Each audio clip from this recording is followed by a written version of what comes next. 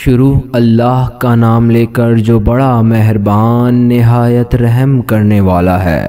اللہ کے پیغمبر حضرت یوسف علیہ السلام کو ایسی بے مثال خوبصورتی اور حسن عطا کی گئی تھی کہ تاریخ انسانی میں آج تک آپ کے حسن کی مثال دی جاتی ہے۔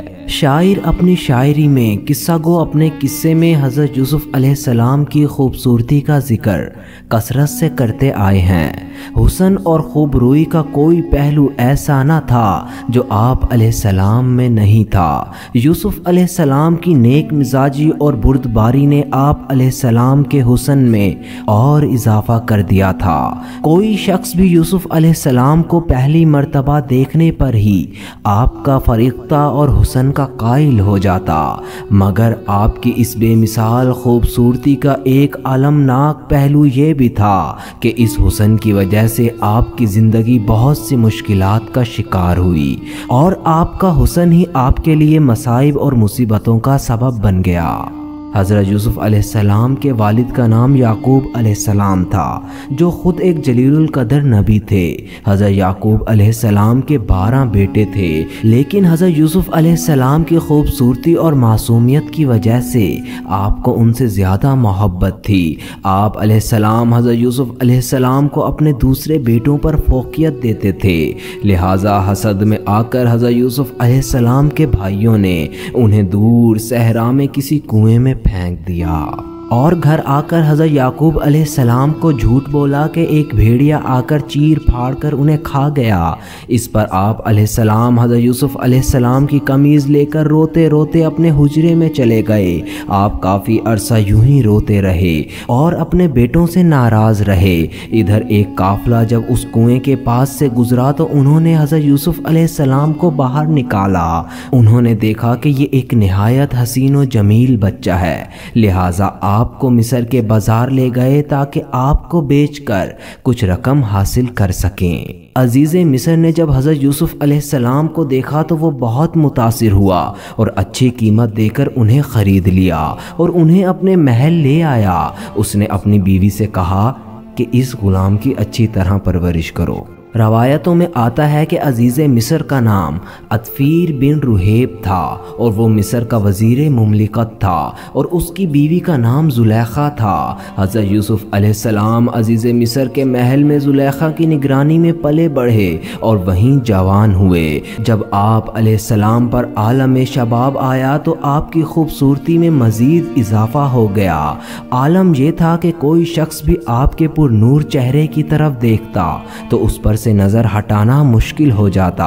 ایک حدیث میں رسول اکرم صلی اللہ علیہ وسلم نے فرمایا کہ جب دنیا بنی تو حسن کے 3 حصے کیے گئے، جن میں ایک حصہ حضرت یوسف علیہ السلام کو دیا گیا، ایک حصہ ان کی والدہ کو دیا گیا اور ایک حصہ پوری دنیا میں تقسیم کیا گیا۔ عزیز مصر کی بیوی زلیخا آپ کی خوبصورتی اور حسن کے ساتھ دیانت، شرافت، پاکیزگی اور سچائی سے بھی بہت متاثر تھی، لیکن اللہ کو حضرت یوسف علیہ السلام کو ابھی مزید امتحانات سے گزارنا تھا۔ وقت کے ساتھ عزیز مصر کی بیوی زلیخا حضرت یوسف علیہ السلام کے حسن سے مرعوب ہو کر آپ کے عشق میں مبتلا ہو گئی۔ ایک دن زلیخا نے حضرت یوسف علیہ السلام کو اپنی خوابگاہ میں بلایا اور دروازے بند کر کے اپنی حرام خواہش کو ظاہر کیا۔ حضرت یوسف علیہ السلام نے اللہ کا نام لیا اور خوف کھاتے ہوئے دروازے کی جانب بھاگے۔ زلیخا انہیں پکڑنے کے لیے ان کے پیچھے دوڑی۔ ان کی قمیض کا پچھلا دامن ان کے ہاتھ میں آ گیا، جسے اس نے اپنی طرف کھینچا تو وہ پھٹ گیا۔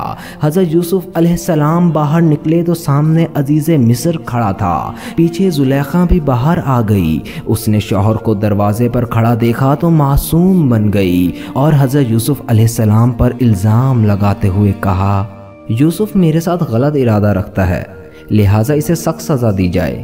جب عزیز مصر نے حضرت یوسف علیہ السلام کی قمیض کو دیکھا تو وہ پیچھے سے پھٹا ہوا تھا، جو اس بات کی دلیل تھی کہ حضرت یوسف علیہ السلام سچے ہیں اور زلیخا کا ارادہ غلط تھا۔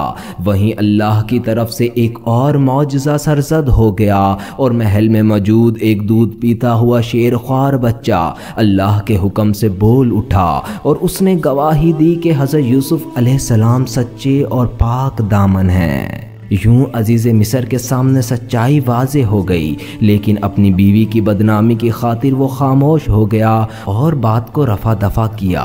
یہ واقعہ آہستہ آہستہ پورے شہر میں عام ہو گیا، لہٰذا مصر کے لوگوں نے زلیخا پر طعن و طنز کرنا شروع کر دیا کہ عزیز مصر کی بیوی خود اپنے غلام کے عشق میں مبتلا ہو گئی ہے۔ ان چرچوں سے تنگ آ کر زلیخا نے ایک بہت بڑی دعوت رکھی، جس میں شہر کی معزز خواتین کو محل میں دعوت دی گئی۔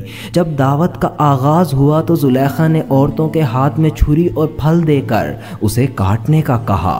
جب وہ عورتیں پھل کاٹنے لگی تو عین اسی وقت زلیخا کے حکم سے حضرت یوسف علیہ السلام کو بلایا گیا۔ جیسے ہی ان عورتوں نے حضرت یوسف علیہ السلام کے حسن و جمال کو دیکھا تو وہ مدہوش ہو گئیں اور پھل کی جگہ اپنی انگلیاں کاٹ لیں۔ لہٰذا اس کے ذریعے زلیخا نے عورتوں کو سمجھانے کی کوشش کی کہ آخر کیوں وہ حضرت یوسف علیہ السلام کے عشق میں مبتلا ہے۔ آخر ایسے خوبرو جوان جسے دیکھ کر عورتیں اپنی انگلیاں کاٹ لیں، اس پر دل آ جانا کوئی حیرت کی بات نہیں ہے۔ اس واقعے کے بعد ہر دن مصر کی کوئی نہ کوئی عورت یوسف علیہ السلام سے رابطے کی درخواست کرتی تھی، لہٰذا آپ علیہ السلام نے اللہ سے دعا کی کہ ان سے نجات مل جائے۔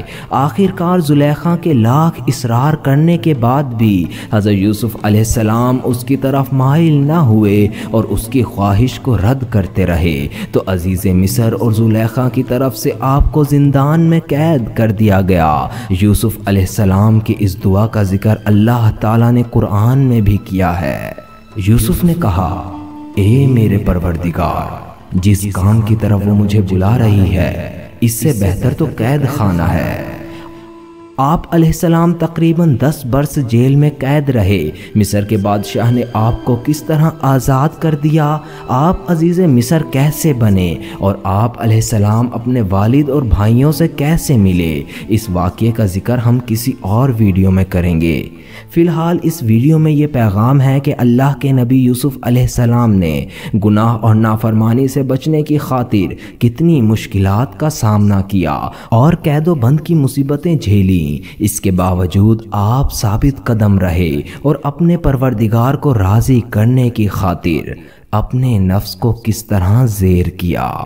اللہ سے دعا ہے کہ اللہ ہم سب مسلمانوں کو حضرت یوسف علیہ السلام کی سیرت اپنانے کی توفیق عطا فرمائے، آمین۔